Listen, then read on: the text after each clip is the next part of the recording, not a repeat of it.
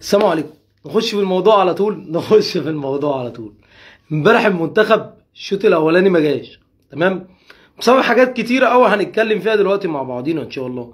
بس الشوط الثاني المنتخب من كان عامل كده قلب 360 درجه. لعيبه شراسه، قوه، رجوله، يعني التحامات، كره الاولى، الكره الثانيه، القتال على الكوره، ناخد الكوره من تحت. اللعيبه الشوط الثاني اتغيرت 360 درجه. ده اللي انا عايز اقوله. يمكن قلته الفيديو اللي فات، قلت يا جماعه يعني رقم واحد، معلش عشان بس الناس ما تفكرنيش انا باجي عليه، رقم واحد النني. قلت يا جماعه ما ينزلش الملعب. قلت لو شفته في الملعب، انا صراحه قلت لو شفته في الملعب مش هتفرج، بس الصراحه اتفرجت عشان منتخب مصر، عشان اطلع اما اجي اكلمكم حتى شفت المباراه. فانا دلوقتي يعني النني انا مش طالع اقطع فيه، بس انا هتكلم مع الناس كده مع بعضينا بالراحه. يعني الراجل ده قوي دفاعيا؟ لا. طب قوي هجوميا؟ لا. طب يعني بيشوط؟ لا. طب قطيع جامد قوي؟ لا. بيلعب في اكتر من مركز؟ لا. يا عيب مهاري؟ لا. طب قرفنا بيه ليه؟ يعني قرفنا بالنني ليه؟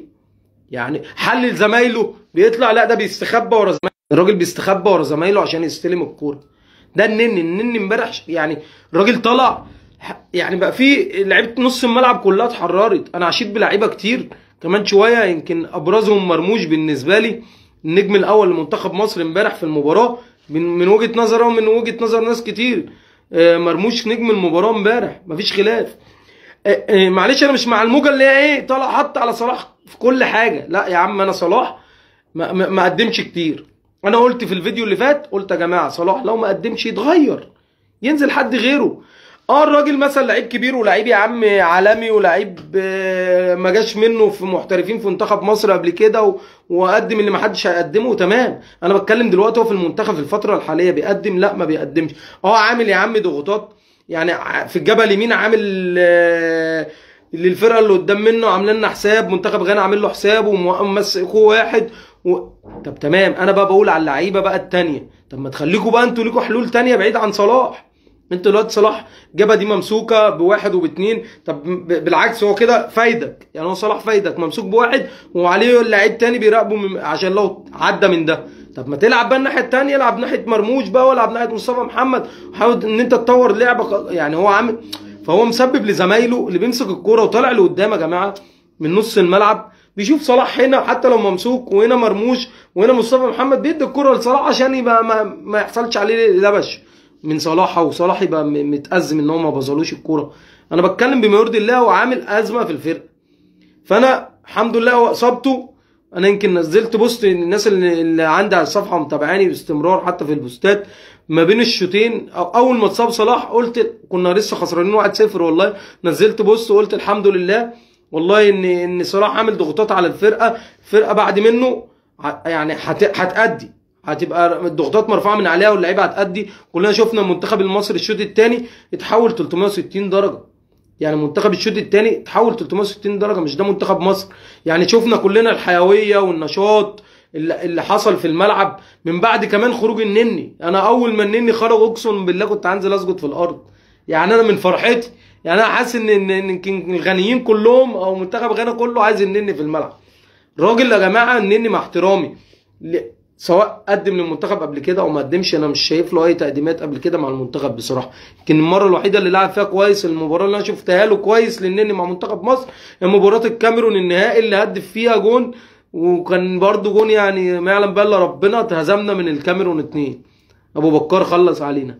يعني حتى هم ربنا انصفه وجاب جون، كانت برده يعني وشه مش حلو علينا. انا مش بتكلم فيه بقطع فيه شخصيا، انا مفيش بيني وبينه عداوه.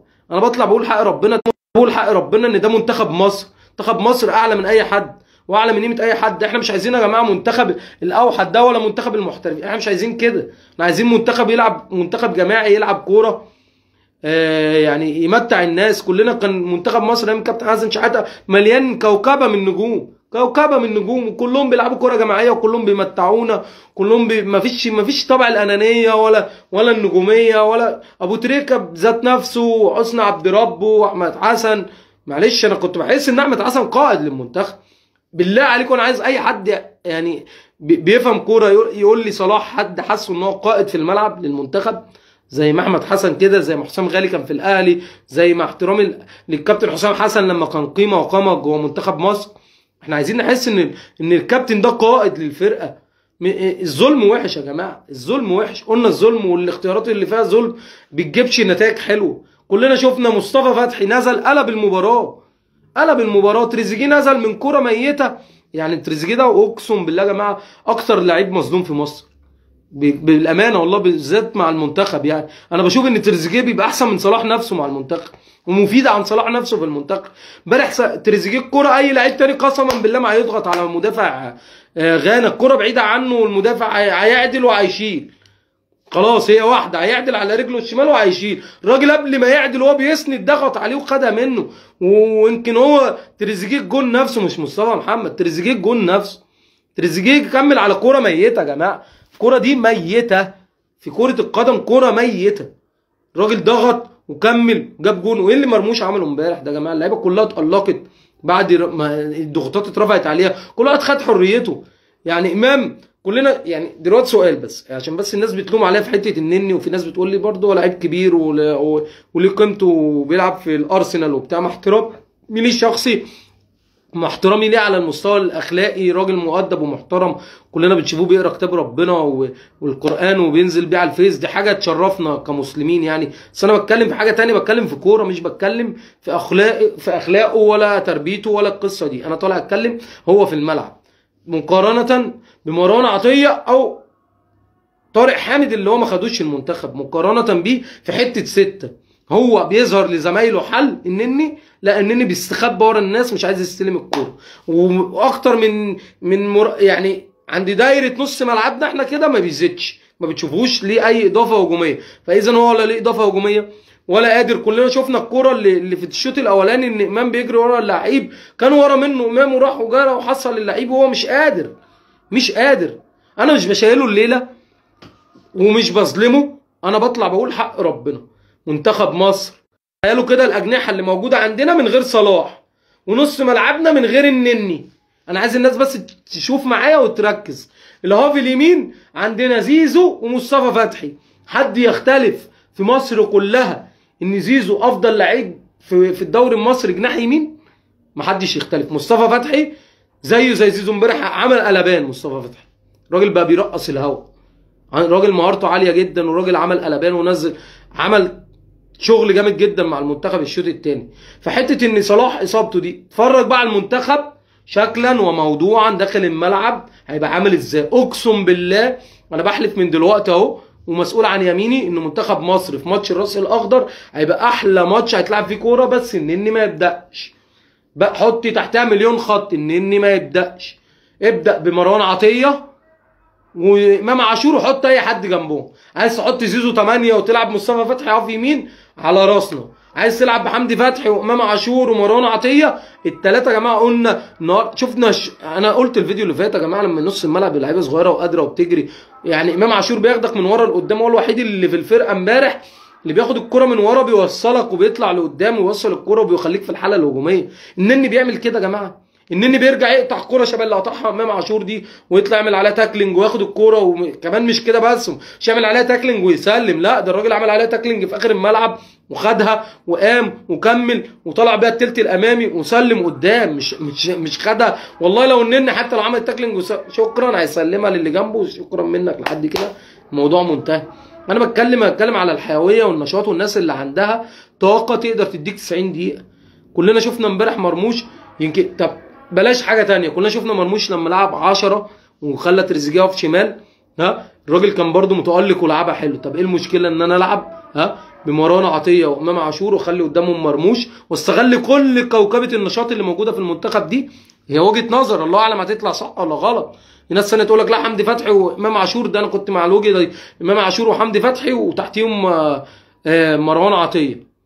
انا بقول وجهه نظر تانية، بقول ممكن دلوقتي بعد ما شفت مرموش لعب 10 استغل تريزيجيه في شمال واخلي مرموش 10 وجنبه امام ومروان عطيه يقف ثابت 6 وامام يزيد مع مرموش ويعملوا تكتل هجومي جامد جدا مع مصطفى محمد، ويضم تريزيجيه ويضم مصطفى فتحي او زيزو اللي هيلعب. واتفرج على المنتخب هيبقى هجوميا عامل ازاي. ومروان ما شاء الله عليه، ما شاء الله عليه، مفيش حد ولا اهلاوي ولا زملكاوي يختلف عليه ان هو راجل قشاش بيشيل الاخضر واليابس لما بيلعب ست. بالعكس مش كده بس، ده لما الكرة بتطلع من تحت سواء بقى عن طريق حجازه او منعم، هو بيبقى حل بيظهر لزمايله ويجي من هنا ويستلم لده ويروح لعمر كمال يستلم ويسلم ويروح ويستلم منه ويسلم. فمروان عطيه عنده بدني ورئتين، كلنا شفناه في كاس العالم للانديه يا جماعه، لعب قدام كانتي وفابينيو، الراجل خد نجم المباراه قدام كانتي وفابينيو يا جماعه. يعني بالله عليكم انه عدل وانه منطق يقول ان يعني النن اللي ما بيلعبش بقاله اكتر من سنه ولما بيشارك بيخليه اخر فتره دي يشارك 10 دقايق ولا ربع ساعه ولا شوط في كاس انجلترا اللي هو اصلا يعني بيبقى ضامن النتيجه قبل ما بينزله. فانا بتكلم ان الظلم وحش لما بدات اللعيبه اللي هي تستحق تنزل الملعب في الشوط الثاني. منتخب مصر ظهر منتخب مصر بالقوه اللي كل الناس شافتها دي. انا في كام حاجه طالع اتكلم فيها واقول التشكيل مش هيبقى فيه خلاف كتير اكتر من الناس اللي ختمت المباراه، وحط تحتها مليون خط، اللي ختموا المباراه اللي عملوا التألق الجامد قوي ده، اللي هو مثلا معلش مرموش، مصطفى محمد، مصطفى فتحي، تمام، امام عاشور، وشيل بقى النني، ده التغيير اللي انا بقول عليه، يبقى مروان عطيه وامام وحمدي فتحي. ده لو وجهه نظر اللي هي اللي انا بقول عليها مرموش 10 دي مش هتنفع. وفتوح يلعب لو برجل واحده يا جماعه، لعيب كوره، لعيب كوره. انا بتكلم ان فتوح لعيب كوره وعنده الخبره الكفايه ان هو يقدر يا جماعه. واحد لعب على حكيمي وعمل ماتش عمره ولعب كام مباراه، يعني مش هينزل خايف يعني يا جماعه من حد. لعب على افضل باك يمين موجود في العالم دلوقتي اللي هو اشرف حكيمي، لعب عليه وعمل مباراه عمره قدام المغرب، عنده الخبره الكافيه ان هو يقدر امتى يقف حتى لو هو مش فت. طب ما انت بتلعب حجازي وهو مش فت، ما تقوليش بقى فتوح مش فت مش هلاعبه، لا نزله واديله، نزله واديله. فاذا انا قلت يعني عشان برضو الناس تبقى معايا ومجمعه، حجازي في الملعب هو مش عامل لنا كوارث، هو يمكن غلطه في ماتش موزمبيق بس مش عامل نقص في الفرقه، ده قصدي تحس ان الفرقه ناقصه حد في نص الملعب. فحجازي سواء بدا هو الراجل مقتنع بيه، يعني مش هيعمل الكوارث اللي النني سبب ازمه. انت بتحس ان احنا بنلعب 10، انت بتحس ان احنا بنلعب 10 في وجود النني. يعني هو الراجل ولا بيهاجم كويس ولا بيدافع كويس ولا قطيع ولا قادر يجري وبدني بيخلص من بدري، وكل اللي عليه يمسك الكوره ويعمل اللعيبه كده اهدوا يا عم اهدى ايه، احنا اصلا عملنا حاجه عشان نهدى؟ الشوط الثاني اللي بعد ما انت ما طلعت كل ما يمسك الكوره واللعيبه يعمل لهم كده، يا عم انت بتنيمهم، هم نايمين لوحدهم، يعني هم اللعيبه اصلا نايمه في المخل لوحديها، انت بتنيمهم اكتر. يا عم قول لهم اضغطوا واعملوا، اتكلم حتى لو انت لعيب كبير بقى داخل المنتخب، يعني خليهم يطلعوا باور ازيد، انت بتعمل تعمل لهم كده. فالموضوع امبارح انا اتغصت امبارح، وبعدين سوء التوفيق برده 1-0 لغانا، ربنا كرمنا وجبنا جون، وده اللي انا قلت عليه الفيديو اللي فات. يمكن الناس اللي سمعتنا ولا اتفرجت على الفيديو اللي فات يمكن سنجل وعائشه مش برده مش مسجل اسمه، بيقول عندك حق والله حبيبي والله انت اللي منورني، انت كنت معايا الفيديو اللي فات وشفت ان قلت ان منتخب غانا دفاعه في مشكله جامده جدا، ويمكن الهدفين اللي احنا جبناهم باخطاء دفاعيه لمنتخب غانا. الراجل بيرجع الكره غلط استغلها مرموش واخترق وراح ورقص الجون كده من جنبه وحطها، فدي غلطه دفاعيه. وقلت يا جماعه والله لو احنا لعبنا كده في المباراه من بدري على منتخب غانا والله، وقلت الماتش ده الناس كلها ما صدقتش، الناس كانت بتكتب 1-0 و2-0 في الكومنتات، وانا قلت لهم الماتش ده فيه اهداف كتير، احنا منتخب مصر على الاقل هيجيب هدفين 3، وده اللي انا قلته الفيديو اللي فات.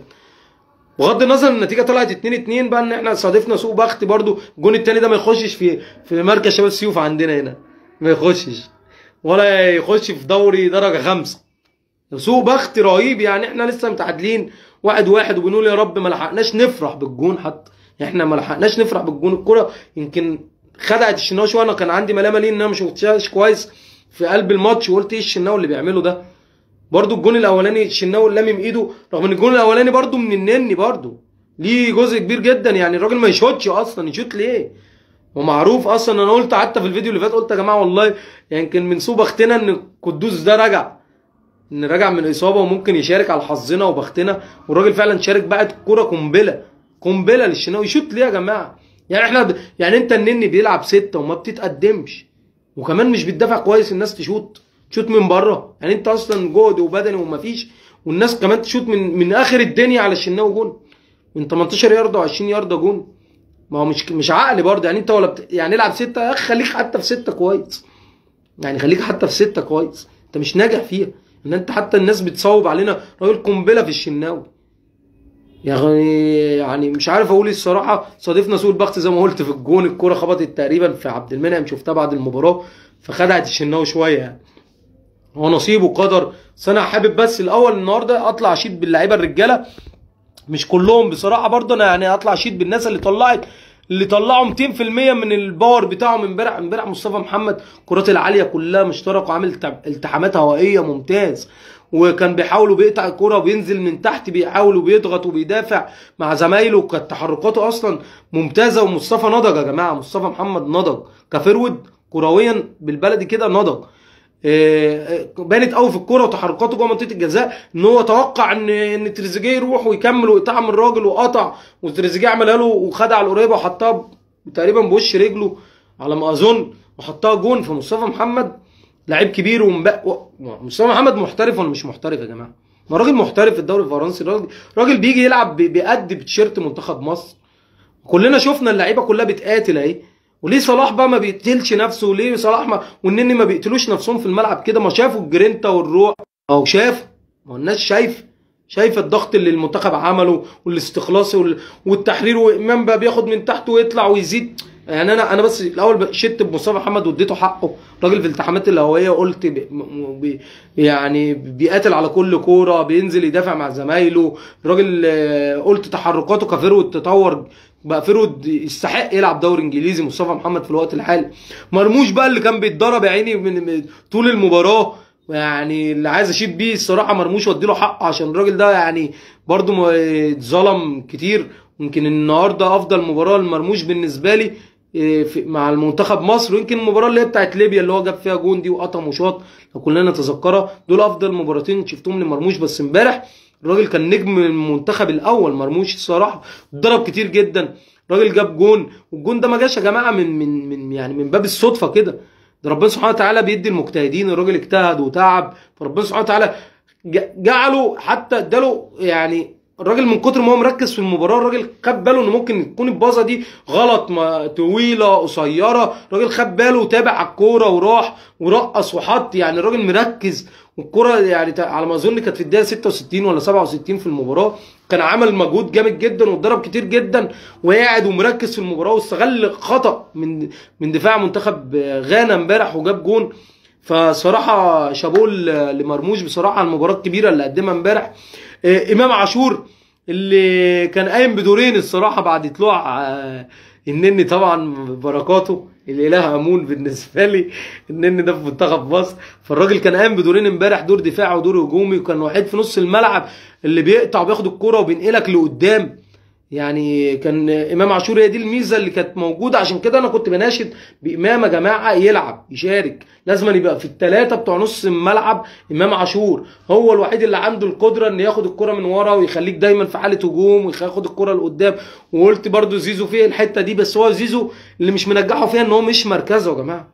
زيزو مش 8، بيلعب بوكس تو بوكس، بياخد من ورا بينقلك بسرعه لقدام، بس هو ما عندوش الملكه بتاعت امام. بيروح وبينقل الكوره ويلعب بوش رجله ويلعب بطن رجله بينقل. كلنا امبارح شفنا شوطه لامام، الشوطه دي لو قويه جدا كانت دخلت، او لو كانت خبطت في المدافع كانت غيرت اتجاهها ودخلت. سوء بخت ومالوش بخت امام، بس هو عمل مباراه. شوط تاني كمان بالذات، يعني مش هقول مباراه، الشوط التاني لامام امبارح يعني تحيه على المجهود البدني اللي قدمه. هل النني بيعمل كده؟ هل النني بيقدم نص اللي قدمه امام ده؟ مش ما قدموش ولا شفناه في الماتشين. يبقى يقعد بقى يا جماعه ولا ما يقعدش؟ يقعد، حرام. عامل ازمه في المنتخب، وعامل يعني نقص في الفرقه. انا بحس بنلعب 10 تمام. هشيد برده بتريزيجيه مصر بصراحه. يعني تريزيجيه ده يا جماعه والله العظيم انا شايفه ان افضل لعيب في الجيل بتاعه مع المنتخب ده. تريزيجيه يمكن كلنا نتذكر السبب صعودنا كاس العالم، ضربه الجزاء اللي جابها قدام غانا برده هو اللي صعدنا قبل ما صلاح يشوطها. طبعا كانت ضربه جزاء صعبه على صلاح طبعا في ظل الضغط الجماهيري والضغط العصبي اللي كان فيه. بس انا بتكلم ان تريزيجيه كان بيقاتل في المباراه دي، كلنا شفناه، والبطوله كلها وفي التصفيات كلها كان بيقاتل، وكان افضل لعيب في جيله مع المنتخب، سواء في كاس العالم، سواء في تصفيات كاس العالم، سواء في كل المطوشه. عمري ما شفت تريزيجيه ده بخل بجهد في مباراه وديه قدام سيراليون قدام اي حد. في مباراه رسميه ما شفتش ان الراجل ده بيجي محترف بيعمل اللي عليه وزياده. زي ما مصطفى بيجي كده، انا شايفه اخر فتره مصطفى ماشي على نهج تريزيجيه، بيجي لمنتخب مصر لا مش هيبخل باي نقطه عرق. دي اللعيبه المحترفين اللي احنا عايزينها في الملعب، دي نوعيه المحترفين اللي احنا عايزينها في الملعب. ان احنا مش عايزين محترفين ومسمياته خلاص وهداف الدوري الانجليزي وبيلعب في ارسنال ويجي في المنتخب بالاونطه. ها، ومع احترامي ليك انا مش معنى كده ان انا ببخس حق صلاح، لا الراجل لعيب كبير ولاعيب عالمي، محدش يقدر يقول على صلاح نص كلمه ككوره. بس انا عايز اللعيبه تتحرر بقى، تتحرر من ان احنا حته منتخب صلاح دي، نلعب كلنا كوره جماعيه. صلاح ممسوك، اشوف تريزيجيه، اشوف مرموش، اشوف مصطفى محمد، ازيد اشوط انا. لازم ان يبقى في حلول تانية غير صلاح. الناس بتاخد الكرة بتبقى لقدام، بيبقى بيدي لصلاح عشان ما يزعلش او عشان يلعب بالبلدي كده، عشان يلعب ويشارك تاني مع المنتخب لازم يدي لصلاح عشان صلاح يبقى راضي عنه ويلعب في اساسي في المنتخب. تمام. فانا بس لعيب كده شت بتريزيجيه طبعا اللي عمل كوره ميته رجعنا للمباراه بيها، اللي ضغط فيها على لعيب منتخب غانا ودخل بيها وكسر ورجعنا للمنافسه. يمكن تريزيجيه ده اللي رجعنا للمنافسه، ان احنا ممكن على امل ان شاء الله نكسب الراس الاخضر ونصعد ان شاء الله. النهارده الراس الاخضر وموزمبيق ربنا يبتليهم بنصيبه، ربنا يبتليهم بنصيبه ويتعادلوا النهارده ان شاء الله. وان شاء الله رب العالمين تبقى وشنا وحش على الفرقتين ويتعادلوا عشان نصعد اول ان شاء الله.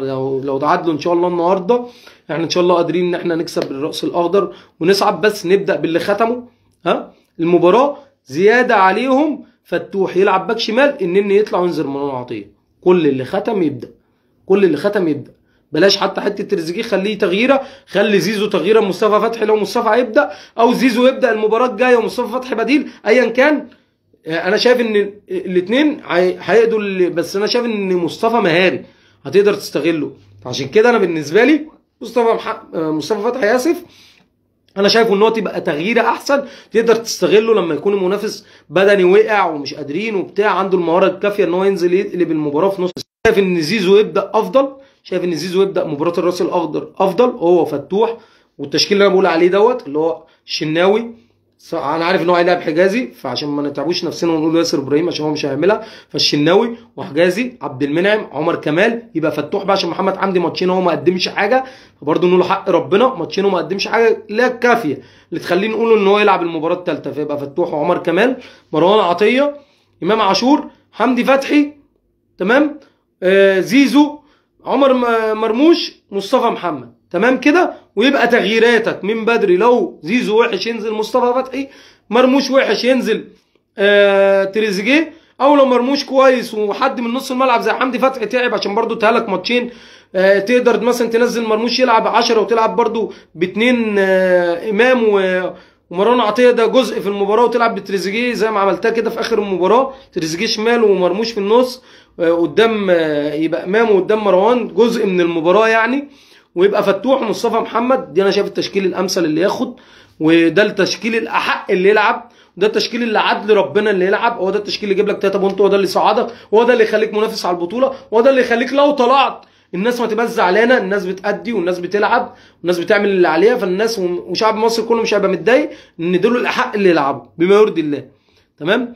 فعايز اقول ايه تاني، احنا الحمد لله ما كسبناش المباراه بتاع وخلصت 2-2، لكن احنا شفنا حاجه بسيطه قوي من اللي المفروض كانت تتعمل، والتشكيل اللي احنا كان نبدا بيه الحمد لله احنا ختمنا بيه.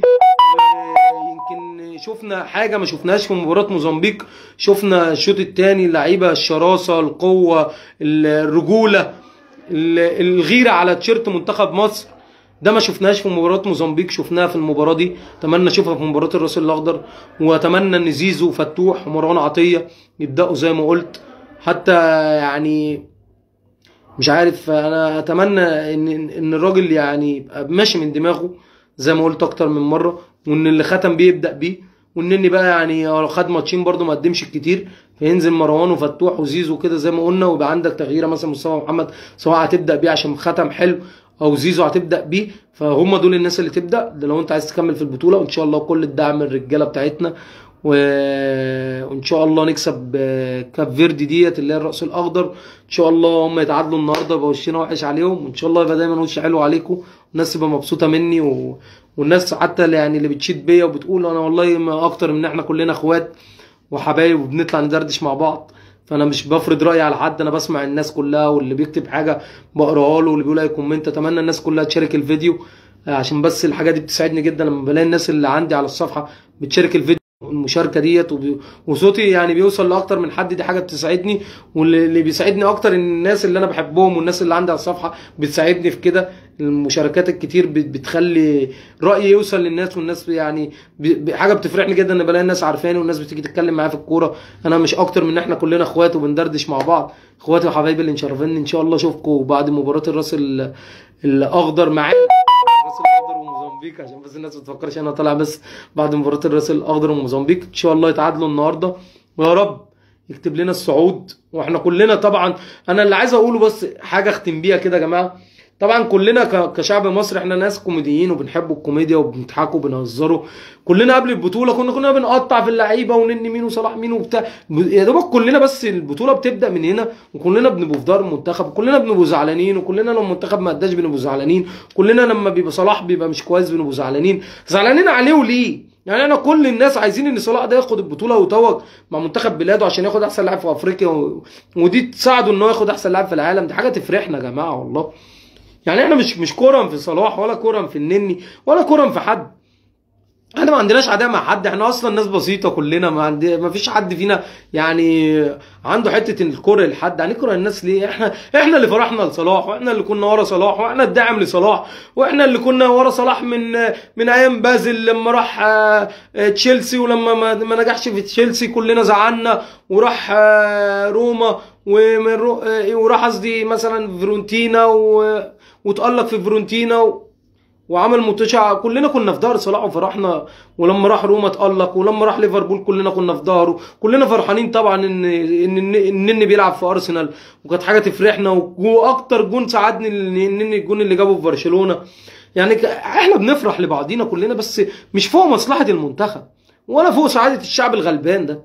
يعني احنا كلنا ناس غلابه، كلنا اللي بيروح يشرب قهوه على القهوه وبيشرب شاي وبيشرب حجر معسل، عايز يروح يطلع الكبت اللي جوه منه من اللي موجود في الغلاء اللي الناس فيه وفي العالم كله فيه. فانا اتمنى ان الناس كلها تطلع الكبت اللي عندها ده، وما تزعلش مننا ان احنا نقطع. ايه يعني نقطع في اي حد كوره؟ ما دام ما بنغلطش في حد، وما دام ما بنضايقش حد، وما دام ما بنتكلمش على اي حاجه شخصيه ليه، دي حاجه ما تزعلش. او بننتقده او بنغلط فيه، دي حاجه ما تزعلش. انا بنتقد الكوره، بقول انت النهارده مش كويس، انت محتاج تقعد، محتاج غيرك ياخد الاحق ياخد، دي حاجه ما تزعلش. اللي يزعل من كده يتفلق يا جماعه، اللي يزعل من كده يتفلق، ده حق ربنا، الاحق يلعب. ان شاء الله رب العالمين اشوفكم ان شاء الله بعد مباراه الراس الاخضر. ربنا يبتليهم بنصيبه ان شاء الله، وما يشوفوش يوم ماتشنا، وما يشوفوش النهارده يتعادلوا مع موزمبيق. ان شاء الله ربنا يكرمنا ونصعد اول، بس ان شاء الله يتعادلوا النهارده، ويبقى دايما وش حلو على المنتخب. حلو عليكم. انا ببقى سعيد قوي والله لما الناس كلها بتعمل كومنتات ولايكات. اتمنى الناس اللي بتعمل لايكات وبتعمل قلوب تعمل مشاركات للفيديو رجاء، يعني اخويه مش اكتر، فعشان دي حاجه بتسعدني. واخواتي وحبايبي ودايما والله مفرحيني. ان شاء الله اشوفكم بعد مباراه الراس الاخضر. مع السلامه.